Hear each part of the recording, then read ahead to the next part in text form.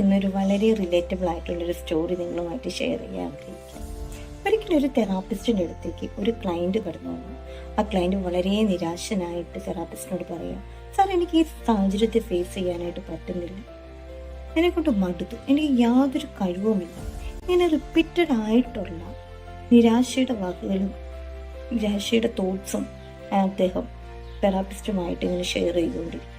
ഇതെല്ലാം വളരെ സാവധാനം കേട്ടിരുന്ന തെറാപ്പിസ്റ്റ് ക്ലയൻറ്റിനോട് തിരിച്ചു ചോദിക്കുകയുണ്ട്, പ്രിയ സുഹൃത്തെ, ഞാനൊന്ന് ചോദിക്കട്ടെ, നിങ്ങളുടെ ഏറ്റവും ഉറ്റ സുഹൃത്ത് നിങ്ങളുടെ അടുത്തേക്ക് ഇതുപോലൊരു സാഹചര്യത്തിൽ കടന്നു വന്നു കഴിഞ്ഞാൽ നിങ്ങൾ അദ്ദേഹത്തോട് പറയുന്നു, നിങ്ങളെക്കൊണ്ട് ഒന്നിനും കഴിയില്ല, ഈ സാഹചര്യം നിങ്ങൾക്ക് ഫേസ് ചെയ്യാനായിട്ട് പറ്റില്ല എന്നിങ്ങനെ നിങ്ങൾ അദ്ദേഹത്തോട് പറയുമോ എന്ന് ചോദിച്ചു.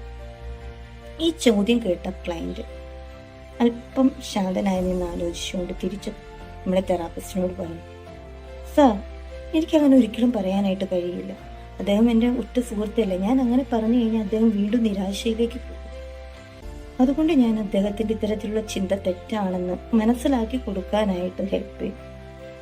അതോടൊപ്പം തന്നെ കുറച്ചും കൂടെ നല്ല രീതിയിൽ കുറച്ചും കൂടെ ഹെൽത്തി ആയിട്ട് ചിന്തിക്കാനായിട്ട് ഞാൻ അദ്ദേഹത്തെ എൻകറേജ് ചെയ്യും, മോട്ടിവേറ്റ് ചെയ്യുകയാണ് ചെയ്യുന്നത്. ഇത് കേട്ട തെറാപ്പിസ്റ്റ് വളരെ ആവശ്യത്തോടെ അദ്ദേഹത്തോട് ചോദിച്ചു, ഈ കാര്യം തന്നെ ഇപ്പോൾ നിങ്ങളുടെ ജീവിതത്തിൽ ചെയ്താൽ പോരെ? പലപ്പോഴും നമ്മളും ഇങ്ങനെയാണ്. നമുക്ക് മറ്റുള്ളവരെ മോട്ടിവേറ്റ് ചെയ്യാനും നമ്മളെ മറ്റുള്ളവരെ എൻകറേജ് ചെയ്യാനും വളരെ കഴിവുള്ളവരും വളരെ ആവേശമുള്ളവരാണ്. എന്നാൽ നമ്മൾ നമ്മുടെ പല സാഹചര്യങ്ങളും നമ്മൾ പലപ്പോഴും വളരെ നിരാശയിലേക്ക് കടന്നു പോകും.